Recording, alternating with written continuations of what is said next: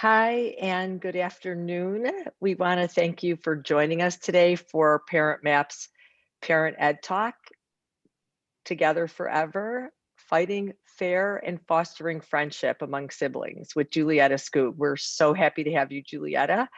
And as everyone on here knows, this is a lifelong issue, and we're so glad and grateful to have you. So, Julietta is a certified positive discipline advanced trainer with an education specialist degree in school psychology and a master's degree in school counseling from Seattle University.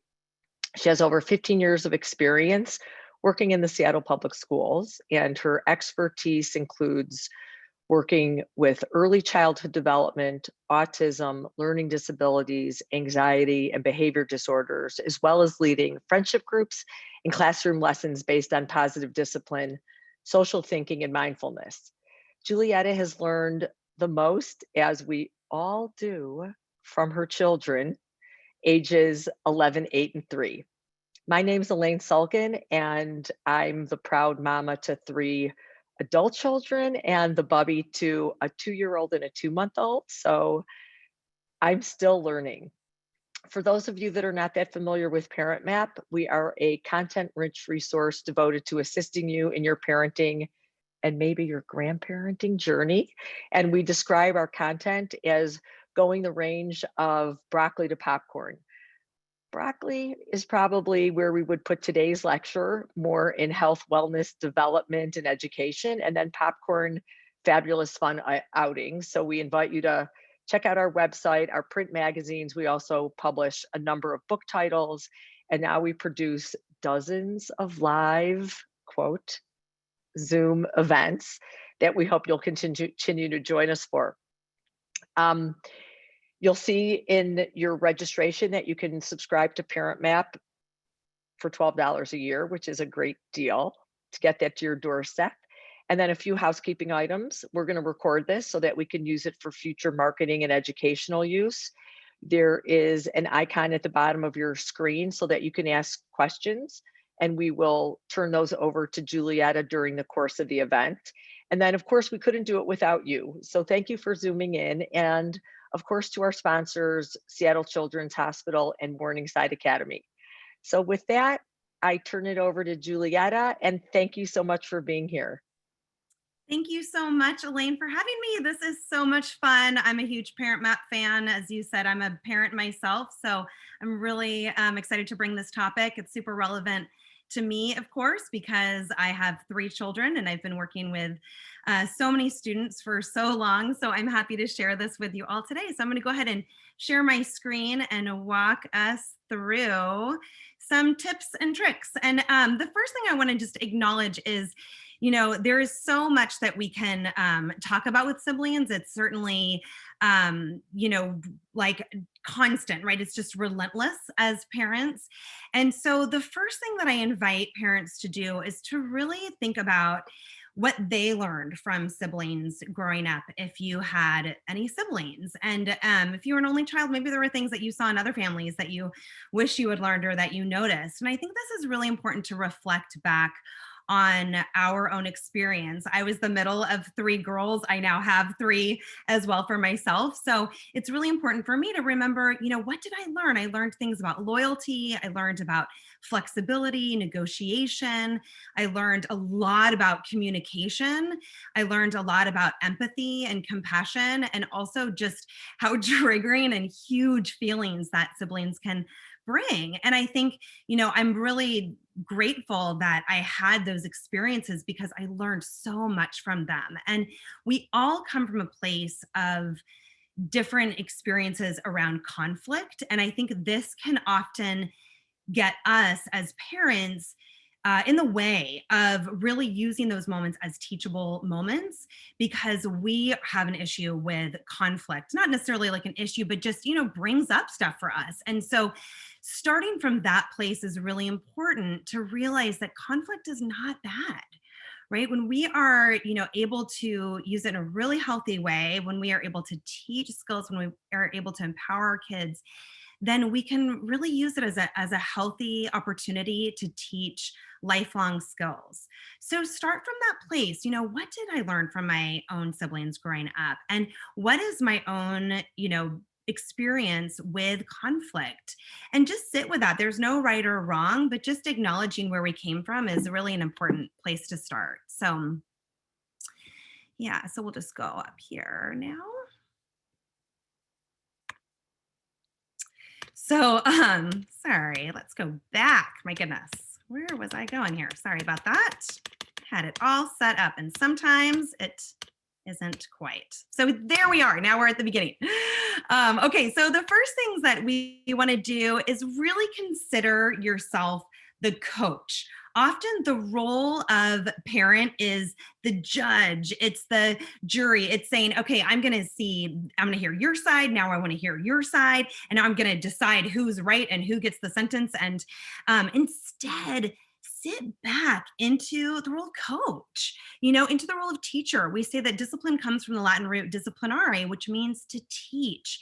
And so from this place, a coach can be a great place for us to embrace the conflict, right? To get them in the ring and say, all right, here we go. Now we're in the game. So these are my two a few years ago. And like I said, I've got an 11 and an 8 and a 3-year-old. So I just want to really acknowledge that the conflict happens constantly.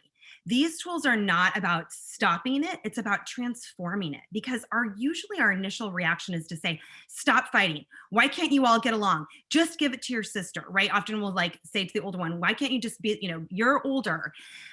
Give in, or just stop fighting. And it really can be, like I said, triggering for us, especially if it's loud or they're screaming. So these are tools to help us embrace that idea that, okay, the conflict is going to happen no matter what. And so what are they learning from it? Are they learning that conflict is never okay? Are they never learning any tools for how to deal with those relationships? If not, right, then we need to say, okay, we've got to be the ones to embrace it. All right, what's the problem here? So in this way, when you consider conflict as an opportunity to teach those long-term skills, think about what matters for your family. What's on your list for your kiddos? It doesn't matter if they're 2 or if they're 12. What are the skills that you hope that they're going to have when they're 25? And having done this hundreds of times, I know that parents will say, I want them to be responsible. I want them to be compassionate. I want them to be honest. I want them to have good communication skills, be hard workers. Do hard things, like be flexible. So a lot of those things they can learn through conflict, right? We're able to teach those skills and practice on a daily basis. And for all of us who are home right now with our children, we know that we have even more opportunities than ever. At least I have since March, like on the daily. And I love that. I love that they've literally gotten so much practice, and it has been awesome to see how much they've learned even within this 1 year. So I invite you to be the coach. I invite you to be a mediator. You're not taking sides here. You're getting them in the ring and saying, okay, what is going on? What is the problem? The other thing that I like to invite parents is to be a script reader. And I think this is really powerful, especially for kids under 5. When we say things like use your words or tell your sister, they don't know what words to use. So you literally need to give them the script.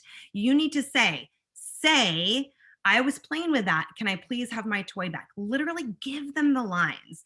So imagine you're on a play and you've forgotten your line. You're standing on stage and somebody, you say line, please. And someone calls out the line from backstage. That's your role as a parent.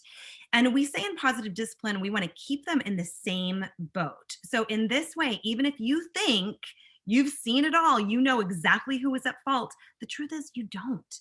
And there might have been something that happened half an hour ago or an hour before, or if you roll it all the way back to the time that their sister was born, right? There'll always be in that cycle of kind of getting back or being frustrated for a reason. And so really when you can keep them in the same boat, then you're able to be really neutral as you guide them with the scripts and with the tools. So start from that framework. Who am I? What's my role right now in this conflict? It's the coach, it's the mediator. It's not the judge. You are not the person to decide who is right and who is wrong. Your job is to teach, okay? So after you've embraced being the coach, Now it's time to prepare them. So now it's time to really teach. And so this is where there is a lot, and this is what I get so excited about as a school counselor and as a parent too, because there's really like these things aren't necessarily intuitive, right? They're not intuitive for grown-ups either. And while we have some fabulous social emotional curriculums in our schools now, it also is helpful for parents to really take those on, just like we help our kids learn how to read, just like how we help our kids with those pre-reading skills or those pre-math skills, or we even have fun in the kitchen around science. The social emotional and social skills are just as important to embrace it truly from a teaching standpoint. So if we think of those practice rounds of conflict, right, that they're practicing for those like later in life skills, then we get to prepare them. And so in this way, really teach. And I like to use the metaphor slice it thinner. So in education we call it scaffolding, but it really helps to be able to just meet your child wherever they are. Okay, so I know we had a lot of questions from parents who were like, the age difference makes it really tough, or my child has ADHD or a learning disability, which makes it really tough, or my particular child has a difficulty with inhibition. It's okay. Wherever you are is where they are, right? Like this is where you've got to meet them, and just know wherever their skills are, meet them there and then slice it thinner. So keep getting it smaller and smaller until they're able to get that one little nugget of learning. So this is the way that I work with my students as well. And one of my favorite places to start is really teaching into what does assertive mean, what does passive mean, and what does aggressive mean. So I want to actually even stop my share for a second and see if I can show you all this, because I just love it so much. It's such an old school thing, but you see this little guide of what does assertive look like? What does aggressive and passive look like? And in kids love, love, love to role play with puppets as well. And so play with that. Like tell them, let's see, what would assertive look like? What would passive look like? And slump into the passive, look down, mumble, versus like standing up really strong, show with your body, what does assertive look like? And then aggressive, of course, being those things like hitting or threatening or being really loud or name calling, really highlighting what do those things look like, so that then when you've done that in a real teaching, fun, playful way, then when they're in the moment in that conflict, a lot of times my one will come running to me and say, she did this or she did that. And I say, okay, well, go be assertive, go back there, hold your head up and say, this is what I'm asking for. So I think that's important too, just to help them embrace, what does it look like when I'm in conflict? What does my voice sound like? And how can I ask for what I want? So for a lot of conflict, there's a lot of like, stop, or don't do that, or make them stop. But there's also this important component to say, what are you asking for? What do you want to happen? And that's that assertive piece for how kids can learn to stand up for themselves in the moment in a really respectful way. But that has to be practiced, and it has to be taught explicitly. So play with puppets, play with stuffies, play with little characters. We use our PJ Masks characters all the time. Or also just show pictures, right, as well. So, okay. So the next huge piece, you guys, that's so important is about getting calm before solving problems. And this, frankly, I would wish we could teach most grownups, because they don't, right? There's so many grownups that are just totally have flip lids and they're arguing and they're not in a real rational state. So this is really important for us to teach all of our siblings. And so this is the rule in our house, just bottom line. We do not solve problems until our brain is here.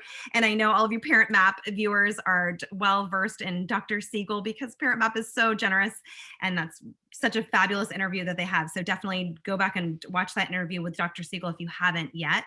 But he teaches a fabulous brain in the palm of the hand model that I teach my children starting at the age of 2.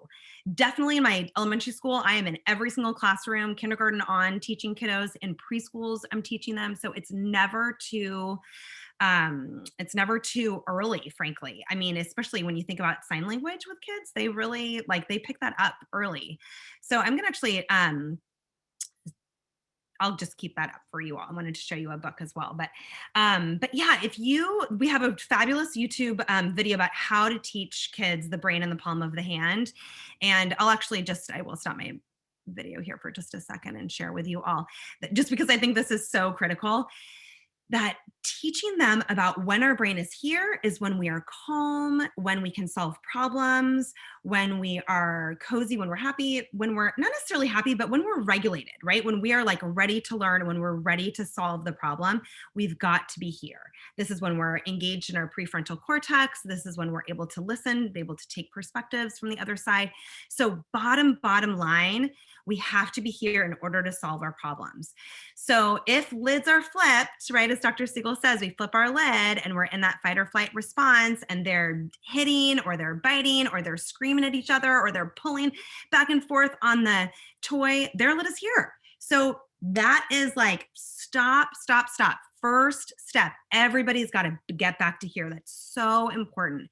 So in your family, make sure that your siblings all have their own positive timeout space, just a place where everybody can get their brain back to here. I love this book by Dr. Jane Nelson, Jared's Cool Out Space. So step one, really create that with your kids. This helps you create it with your kiddos. And I say everybody in my family certainly has their own place, and that's really helpful when there is that heat of the moment to everybody take a break. And again, there's no choosing sides of like, you have to go here. It's just everybody is going to get back to here, and then we can solve the problem. So that's really, really important. If you haven't done that yet, I really invite you to do that first. And when I talk about slicing it thinner, this is what I mean. Like if you are here constantly, that's okay. That's where you need to be. These are the skills that your kiddos need to learn. And so it's okay to just be here all the time, where it's like lids flipping constantly. Great. Lots of practice to get back to here and go to your positive timeout space. So once you're there, every kiddo is going to be different, right? They're going to have different things that are helpful. Maybe it's doing some breathing. Maybe it's reading a feelings book. Maybe it's that physical activity. For my middle, it really helps for her to get outside and go on a swing. And just re-regulate. I know a lot of schools use the ruler curriculum, which is awesome too. They talk about a meta moment. I love the zones of regulation as well, which uses the different colors in terms of getting back in the green zone. So we use that language as well, which again, it just is more reaffirming that all feelings are okay. And we just want to teach how to regulate, that's an important component in our family for how to teach those coping skills. So we have a lot of really fun ways to do this, and I'll show you some examples as we go on. But just getting that concept now is really important to say, okay, do we have a positive timeout space? Do we have a plan for when lids are flipped, where we can all go to safely and have our feelings? It's not about stopping the feelings or numbing the feelings. It's about going and having healthy coping skills to get our brains into the right state to be able to solve the problem. So I love using a wheel of choice. I'll show you a little bin that I have for my youngest as well. But really spend some time on this as a family. There's no rush, right? We have them until they're 18. So spend the time, don't think you have to kind of quickly get it done. Like really ease into what it looks like for your family, what your positive timeout space looks for your family. The other really important skill that's to teach is that stop means stop. So this is really huge in terms of teaching early skills about consent. And the way that I like to teach it with my own kiddos, of course, not my students, is we tickle, tickle, tickle, and then they say stop. And I put my hands really dramatically up and I say, oh, stop means stop. And then they say go, and we do it again. So some families will do little tickles, or they might do more wrestling and playing with that kind of physical piece. But the minute they say stop, you put your hands up and you say stop means stop, and you wait for them to say go.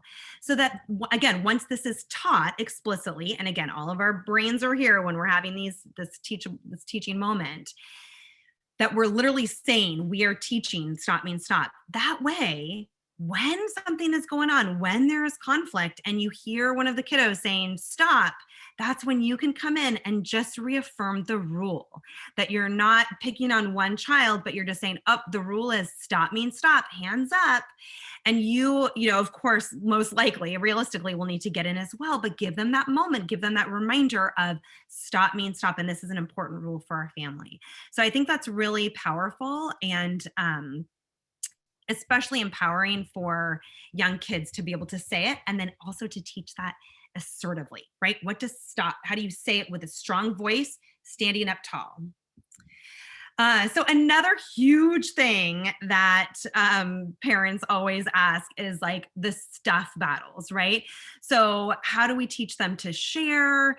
They're always grabbing it from each other, and I say that sharing is really not intuitive for kids, and it's really hard for kids when we say you've got to share something, because we don't even really do that as grown-ups. You know, it would be weird if I said like, oh, can I share your purse, or can I share your phone?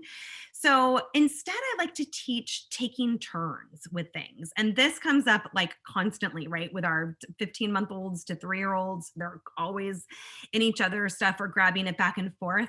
And so I really teach that, can I take a turn and guide their hand out, hold their hand out?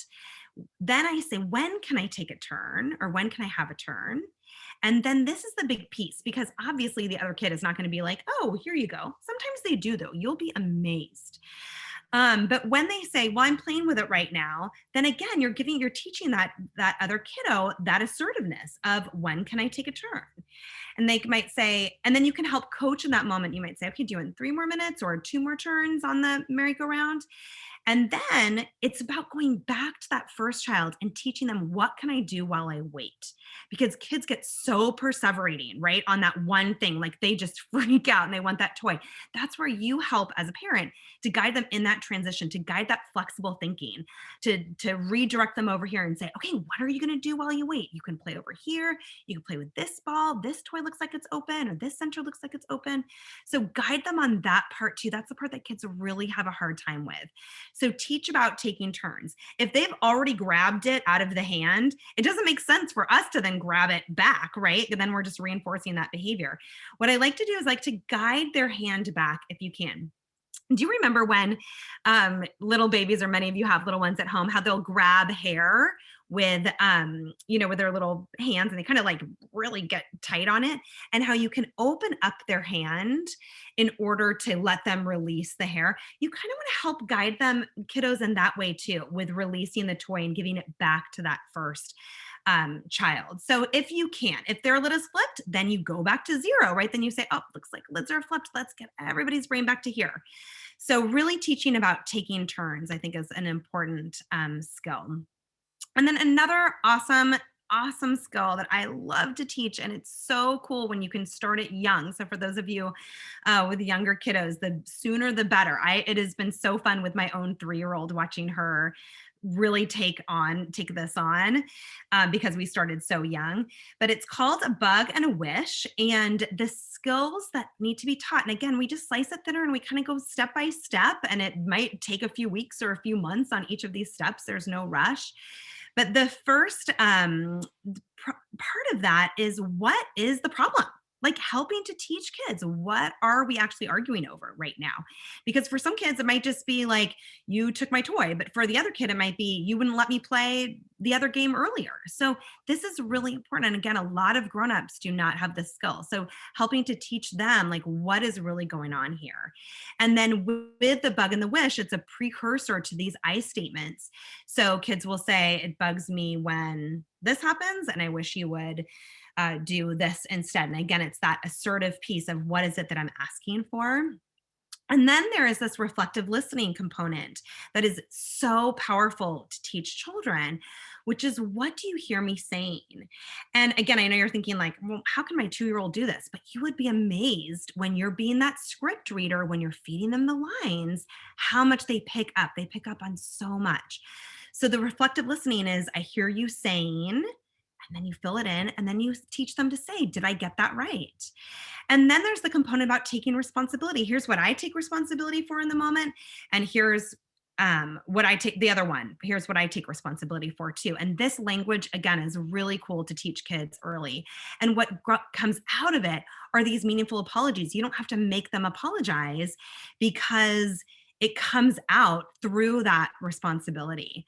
So I'd love to share with you now a video that we made at Sproutable. And I love these videos so much because I think you can see it more in action when you can actually see kids using these skills. It says a lot more than just me. And I just want to preface it by saying, you know, it wasn't just like an automatically that they had these skills. It really shows that when you start somewhere, and again, start anywhere, right? It doesn't matter what age they are, what skill level they are. When you give them these skills, they can put it all together and solve problems on their own. So we recorded this like totally not scripted. This was not staged at all. A lot of my amazing co-founder over at Sproutable happened to be over filming us for a family meeting. And I knew the girls had had a problem earlier. And so I said, hey, can we film you solving this problem? So this is what they did. So it's no setup at all. And I'll share it now. And then I'll see you on the other side. It's just 3 minutes.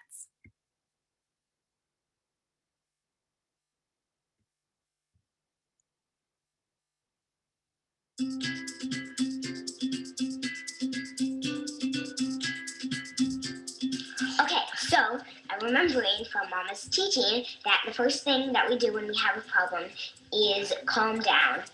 Okay?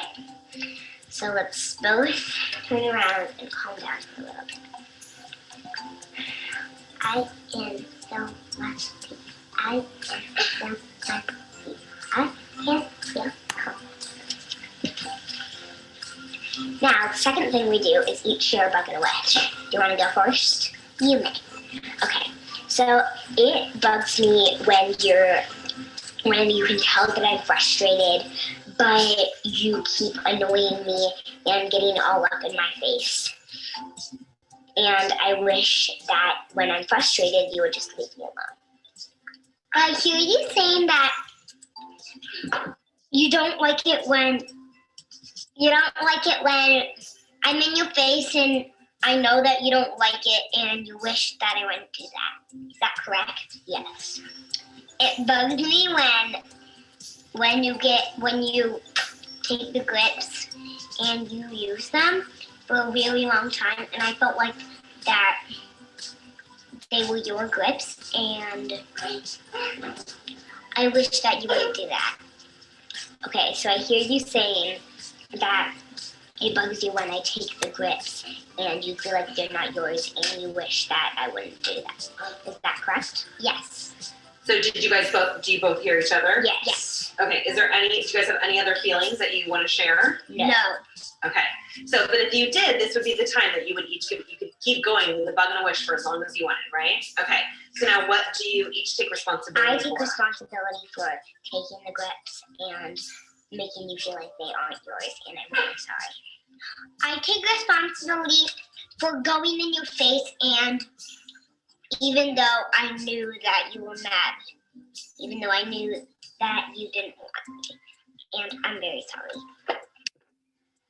Okay. Do you guys feel like those were meaningful apologies? Yes. Okay, so now you guys can come up with a win-win solution. How about we put them in the middle somewhere,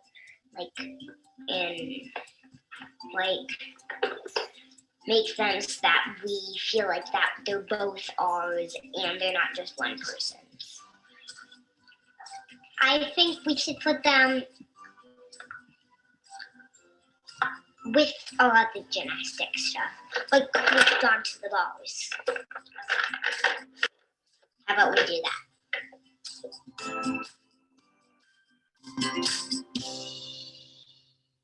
Real moments are learning moments.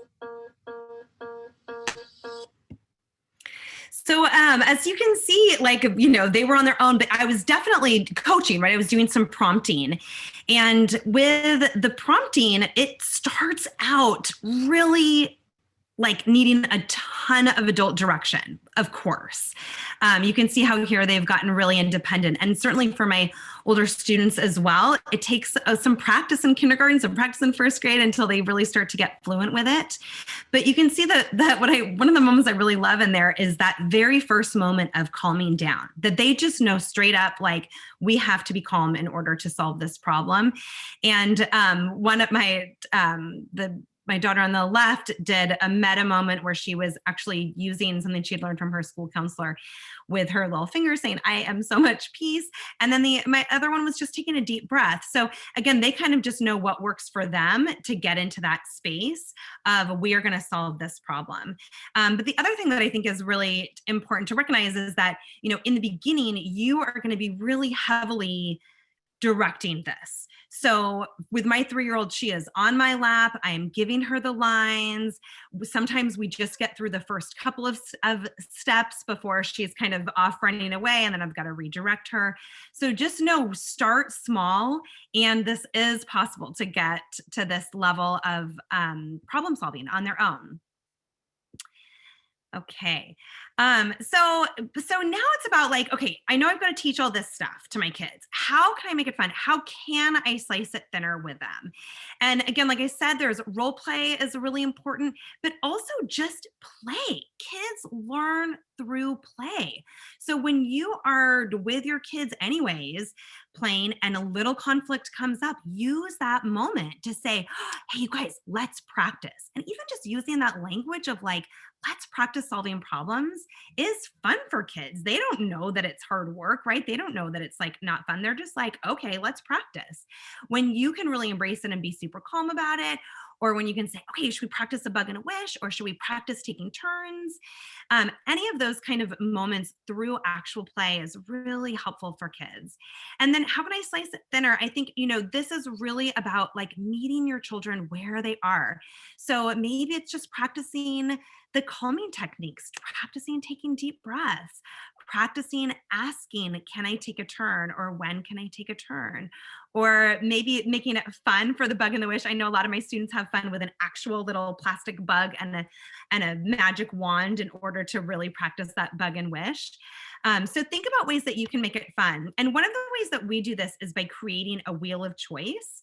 And so I will show you a few of ours when I come. I'm going to just stop this for a second here. But in this wheel of choice, it's really like a fun exercise to be like, well, what did we used to do? Like, how did I used to solve problems when I was younger? So you can get old school about this. We would flip a coin, or we would come up with these like different, like, okay, I'm going to have it on Mondays and Wednesdays. You can have it on Tuesdays and Thursdays. So it's really about having your kids create their own solution. So there's a couple of options for these wheel of choice that I think is really fun. One is to make a wheel that looks like a pie chart. So I'll show you, this is one that my, one curriculum that one of my schools had. And I'll show these again in case you've taken me completely off your screen. But Kelso's Choice is one of the curriculums where it has a little pie chart, and it has different solutions for what to do when you are trying to solve a problem. So there's things like wait and cool off, or share and take turns, or talk it out, or go to another game. You guys know how I feel about saying sharing, but really making it with your own kiddos of like, what are some options? What are some things that we can do when we have a problem together? So you might say, one of them might be a bug and a wish, or we can take turns, or we can make a deal or make a trade, or we can find a win-win solution. So or flip a coin, or take a break. And in this way, when one of your kids comes to you and says, we have a problem, you might say, well, what have you tried? What are you gonna try? And I really like empathize with them. I say like, wow, that sounds really unfair. What have you tried? What if you tried this? I coach them in that moment. Have you tried making a trade? Have you tried just finding something else to do? Have you tried taking a break? Have you tried just going outside and getting some fresh air? But having that type of a solution wheel already created is really fun for kids to learn in that way, learn the skills, and then also have it in the moment to use. So it's both prevention and intervention in that moment. And we also have a wheel of choice for what to do when my lid is flipped and when I go to my positive timeout space. So here's one that my daughter made on an 8-year-old level that she keeps by her little space, which is do a puzzle or cuddle with a stuffy, read a book, jump on the trampoline. And her little positive timeout space is like themed zombies and has that Zac Efron picture. Whereas my 3-year-old, because she shares a room with her sister, which is also a great opportunity for kids to learn a ton of skills, she has her stuff in just a little box into a little bin. So in this way, and I'll just go ahead and show you all of this. There's so much fun stuff to share with you now. In this way, when she goes into her room, I'm just going to show you the little box. It has all of these little sensory feelings and like opportunities for her to like tap into her feelings, to address her feelings, and to really reset and get herself back to here. So I will show you this since my screen is now being shown, but this one is one that my daughter had. This was the Kelso's Choice one that we had on a school-wide level. And then this one that my daughter made at preschool is a little solution wheel. So when she's feeling mad or frustrated, I love this one. When it says, when I'm confused, I'll ask a question. But actually my really favorite one, and we use this a lot, is when I'm sad, ask for a hug.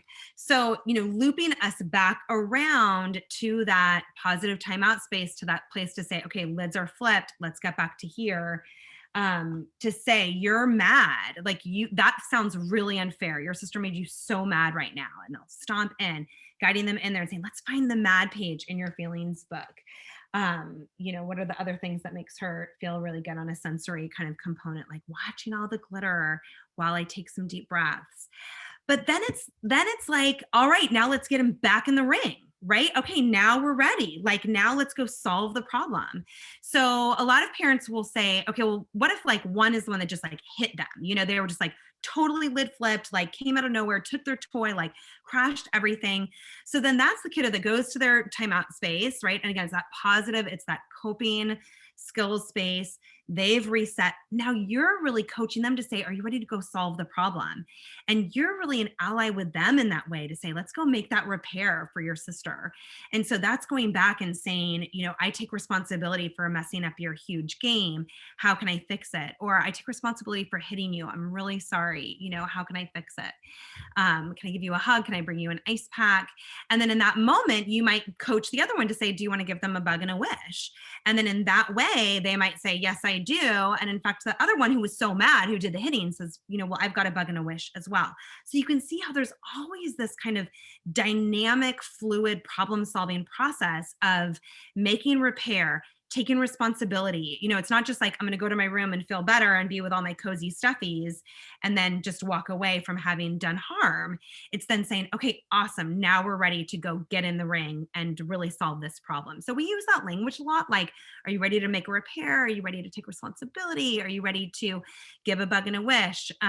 So really play with that comfort in that of just being like, all right, let's get back to here for the 10,000th time today. And then let's go back and make that repair and check in with the other person or clean up our mess or practice. So this is huge, you guys. Kids need to close the loop. They need that opportunity to try again. So give them that chance. Say, let's do a redo. She was in the middle of playing and you came up and you wanted to play. And so how can you ask her? You could say this, or you could say this. And again, then you're giving them the lines. So that is really powerful for them to do a redo. And I just see, kids are so empathetic in that way. They really like embrace the apology from the other person. They embrace the hug. So really let them have that chance to do a repair and have them do a chance to take responsibility and do a redo. So, okay, so now you've prepared them. And now, like I said, we're going to get them in the ring. So in this moment, if they're just kind of starting to have that conflict, they're starting to bicker and quabble, and normally you would jump in and say, just stop fighting or give it to your sister, you can try one of the 3 Bs. So this one means just leave, beat it. Get out of there. Just let them solve their problem, okay? If they are not hitting or physically hurting each other, then leave. This is not great for young kids who need to be supervised. So I do not recommend it for kids who are like under 2 for sure, if not under 3. bear it is a better option, right? For those younger kids, because then you're just stay in the room, you're watching them, but you're not getting involved. And then the last one is to boot them out, which is to say, hey, you guys, you are needing to solve this problem, and I'm trying to cook dinner right now in the kitchen. And so I need you to do it in a safer place. Can you go outside or go to your room? And I literally like physically give them a little shove, right? Do the parent shove that we do. They need to have some of that physical guidance sometimes. And you can say, I'll hold on to this toy while you go solve your problem. One of my favorite stories is when my kids were fighting over who was going to sit at this particular chair at dinner. And so first I tried to bear it. I just kind of stood there like awkwardly dishing out the food. And then I was like, okay, this is just too much. I need to just walk away right now. So then I walked into the kitchen. I tried to beat it. And then I was like, well, wait a minute, I'm hungry, right? So then I came back to dinner and I said, okay, you guys can go solve this problem, figure out who's going to sit here, where in your room. I'm going to start dinner. And 2 seconds later, my younger one came running out and she was like, okay, we've solved the problem. And the other one started to cry and say, no, we didn't. So I said, no, you both have to agree on the solution. And sure enough, after about 4 to 5 minutes, they came out and they had this complete situation for like how or schedule for who was going to sit where. And even though it didn't make sense to me and I wanted to say like, oh gosh, that'll never work, for them, they felt so proud of themselves that they had truly solved that problem on their own. So give it a try. Okay, so here's where I get the yeah buts when I talk about sibling stuff from parents. Yeah, but what about when it gets really physical? Okay, so when they're really little or they're scratching or they're kicking or hitting, this is where you guys, you have to stop it. Stop means stop immediately.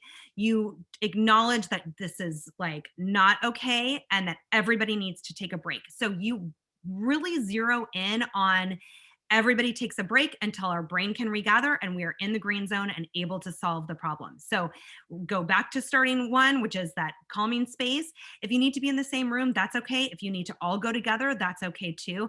I really advise shifting the energy, like go out of the room, go through a doorway.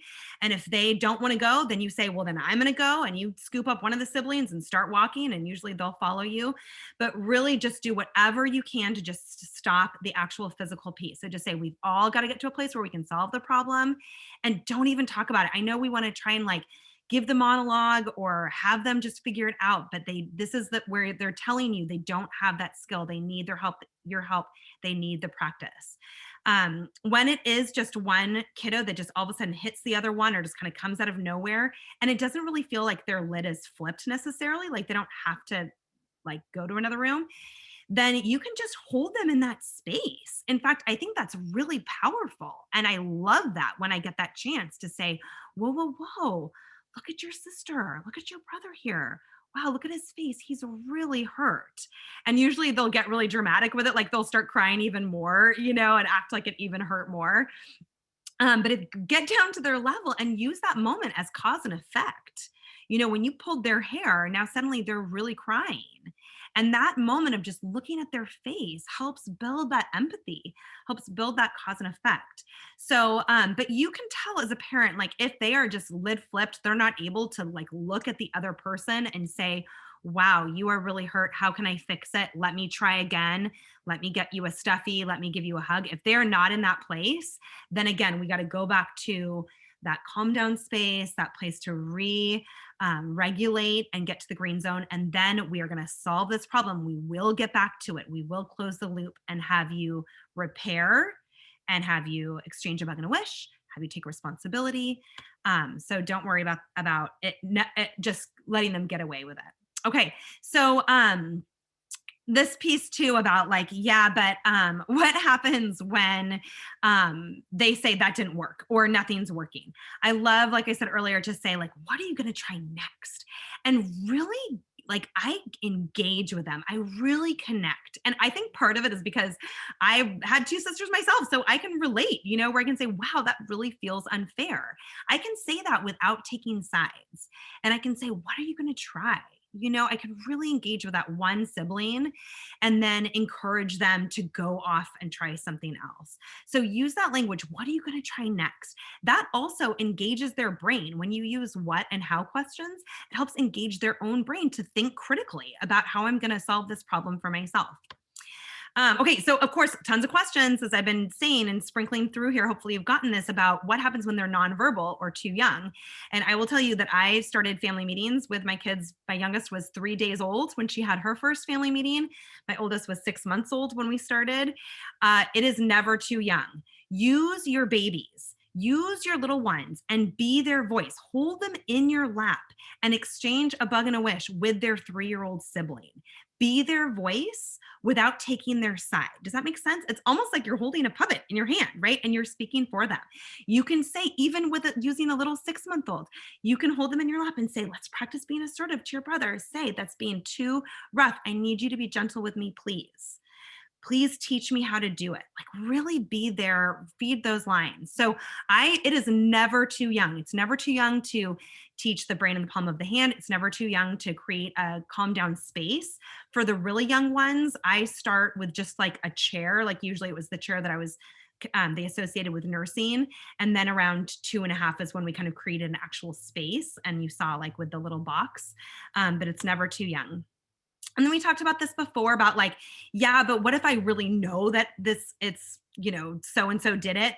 I still encourage you to keep them in the same boat, because what happens with a lot of the sibling stuff is that they're coming from a place of revenge. And that means that they're hurt. They are really hurt. They're angry because their feelings are hurt. So when you can keep them in the same boat and just acknowledge all feelings, validate all feelings, validate the situation, it helps you stay objective.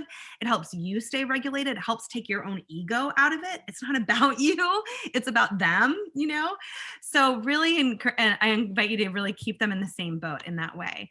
And then finally, as I've mentioned earlier, family meetings are so huge, you guys. So we like to do them on a weekly basis. And then because we've been practicing, they have a sisters one too, a sisters meeting where they work out their own problems. They give each other compliments. They plan their own little sister fun. And we have a great blog about how to get your family meetings started. And we have a whole chapter actually on our online series for toddlers and preschoolers. We have a whole video series for how to get your family meeting started. But just do it. Do it once a week. Start with compliments, set the timer for 15 minutes, have some agenda items, and create the safe place where you are able to model for your kids that in our family, we solve problems, we come up with solutions, and we have each other's back. Like, we're a team, we will find solutions and always help each other. And I love, my favorite story about this is when my oldest came home from school. She was maybe in 1st or 2nd grade. And because we had been doing this for so many years, one of her items on the family meeting agenda was a problem that she was having at school. And I love that she just knew, like, we were her team. Like, she needed ideas and she knows that she can come to her family for help and for ideas. So if you haven't started family meetings, start them, and it's never too young. So I think that is where I'm going to end it, so I can answer any final questions. But just know that we are here for you. We have parent classes, parent coaching. We have a nanny certification that's, I think, phenomenal, amazing feedback from there, and a robust YouTube channel. And we're on all of social media. So I'd love to turn it over to Elaine. And I think we're on good timing. Yeah. Julietta, thank you. I cannot believe the copious notes I was taking to try to help repair my own sibling relationships. And, I think I'm going to ask us, it's a somewhat personal question, but it ties into a lot of questions that people are asking about, one, if you're the product of divorce or you are co-parenting, and how challenging it is in those situations to intervene and help step kids and get unification amongst parents, which I think, is just one of the biggest challenges. Yeah, I will say, like, number one, family meetings are so huge for this because it really is about communication, right? It's about communication and about relationships. And there's such magic. I'd say it's my secret sauce for getting together once a week, starting with those compliments, starting to talk about family systems, creating a family charter together, like where we're really creating our own new team. What is our name for our squad? You know, what do we want in this family? And I think what can happen often in those co-parenting situations or when with blended families is that it's hard. Parents will feel like they take the side of their own children, like they naturally go to protect them, or just like their defenses are up, right? That kind of parent bear in us. And so I think that objective piece of keeping kids in the same boat and really like validating feelings, having those safe places for all kids to get to their regulated brain and have that place to then come back and solve problems, I think is really powerful. And I think that it takes a lot of time, right? Like obviously you don't just instantly become this like sibling, relationship. And so special time is also really important to have those one-on-one times. And we have to schedule it. I have 3 kids. I'm like, it has to be scheduled, especially with blended families. Often you can have like 4 to 6. So how powerful it is to have one-on-one time, even if it's just a half an hour, that you create those relationships one-on-one with each child, so that when things are in the moment, you don't feel so one-sided. It's really about kind of growing those individual relationships too. I hope does that answer your question? I think it does. I mean, there are a lot of questions in that vein because co-parenting can be so challenging. And then there's a bunch of questions, general suggestions on how to best proceed if unfortunately adult siblings are having dysfunctional relationships. And I'll couple that with,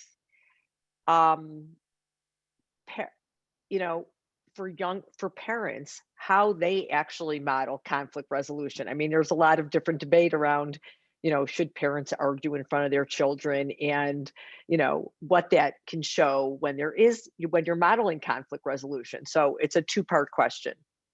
Yeah, I'll just tell you one great story. I'm really close with my sisters, and there's obviously like a lot of history as well. And I had a big issue that came up, and I just really modeled for my family. I said, I'm not sure if I should call her now. This is really, I just modeled like the feelings are really coming up for me. I'm feeling super anxious about this. I think I really need to just address this. And my oldest, after having had all this experience, she was probably 7 or 8 at the time. And she said, Mama, you have to be assertive and ask for what you want, and go be respectful, go make that phone call. And so I didn't, do it in front of them, but I think just having that kind of language and modeling that part, that I'm having a conflict, and I actually think there's a lot of opportunity there. I know for myself, when conflict comes up with my siblings, I model that, and I'll say, I also model the good times. Like I model how I just got the funniest text from TT. It's so funny. And then I go, aren't sisters so funny? So I think there's that part too of modeling, but I think I also needed to, because I care so much to teach those skills to my children, and I don't want them to have deep-seated issues. None of us do, right? That I was like, okay, I need to do my own work. And what I realized for myself and my siblings is that I was not as strong on boundaries. And that really the resentment that I was feeling was coming from a lack of boundaries. And so I needed to get clear on what those were for myself, so that I could have the kind of relationship that I wanted to have with them. And I think everybody's going to be in a different place with that. Like, what kind of a relationship do you want to have? There's no, you don't have to, especially for ones that are not that healthy, of course. And so in doing so, how am I going to model those boundaries, and how am I going to, model being in conflict? And I think for the part around, there's a few things also, again, going back to Dr. Siegel, his book, Parenting from the Inside Out, is really powerful too, to go back to just kind of the way that you were raised, maybe your own issues around conflict, so that you can embrace it in a different way. And I think the other component too around just adult conflict, when you can model as much as possible that you have an issue and that you are not going to address it until you feel calm, in an exaggerated way, really say, wow, I just got a text that really makes me feel so frustrated right now. I'm going to go make myself some tea. I'm not going to respond to it until tomorrow. I'm not going to respond to that email until tomorrow. So I think that's really important too. Really wise counsel. Really great. One question Lisa is asking is, when you have a child who consistently flips her lid, more than the others. How do you deal with that child?